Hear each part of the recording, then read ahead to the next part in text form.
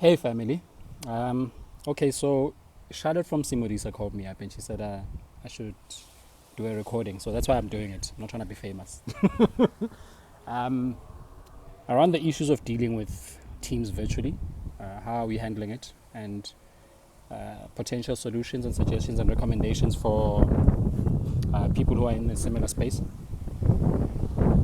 Woo! Okay, the weather just changed. Let me move!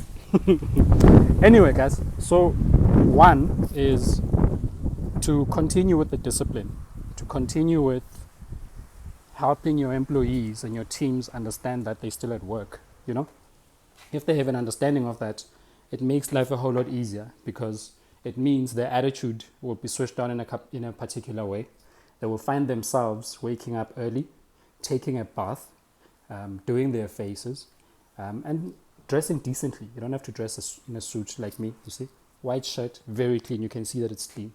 Very important because you're still dealing with human beings. They will still judge you. And if you don't get the basics right, then you're in trouble. So wake up early, do your stretch for about 30 minutes, um, walk around, drink a lot of water, work standing. So find a way to work standing. Don't sit on your sofa when you're working because your attitude and your posture, your posture influences your attitude in a lot of ways. You know, otherwise you're gonna find yourself in a Sunday chill mode. You will think you're Netflixing and chilling every day.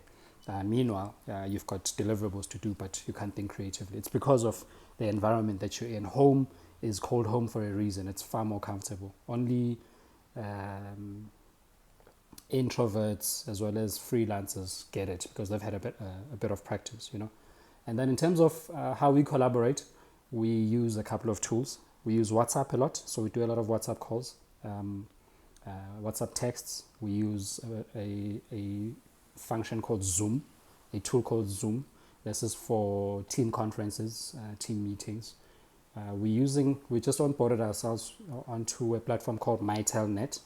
It's a really, really great app for telecommunications. It's bringing down the cost of our comms, and it's an integrated PABX system on our smartphone. So if a client calls in, I can transfer to another teammate with the extension number or directly from my phone. So I'm enjoying that. I'm enjoying that we are able to get on and continue with business as usual and solve problems.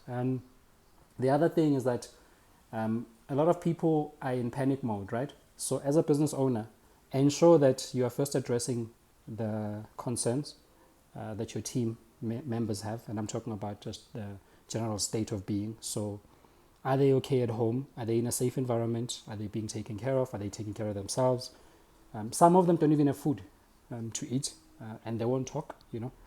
And usually going to work has become an escape. So address the little things. Just be human. Talk to them and try and find out if they're really, really okay. And some of them are afraid of going to test for these things, you know. So try and give guidelines, and you don't even have to figure them out. They're already on the internet, you know. And then once you've gotten past that, it's time to get into action. Most important thing is for the team to rally around addressing the problems, providing solutions for the number one thing, getting more business. Over the next 90 days, a lot of people are going to go out of business, they're going to close, and it's just purely because they're not collaborating and working as a team around problem solving. So number one thing is to collect our cash, you know, is to make sure that our customers are happy with us. And how are we doing that? You know, I was listening to Vusi Tembekwayo Izolo, and when he was talking about cash, your cash position is everything. I totally agree with the brother around that, you know. And then relationship management, you know, and train your team on tech tools if they struggle with using technology. Very, very important, because if you don't, then they're going to slow down productivity. So just find out if they're okay, and if they are, then yeah, the next step is to make sure that we survive the next 90 days, and upon surviving, let's thrive. You can thrive. There's a lot of new opportunities in this chaos, especially if you're an entrepreneur, but you can't do it without your team. So also leverage off the skill set of a lot of corporate employees who are sitting at home because they're bored. A lot of them act busy, but they're not. So watch their WhatsApp statuses, their Facebook statuses. Their communication has gone up.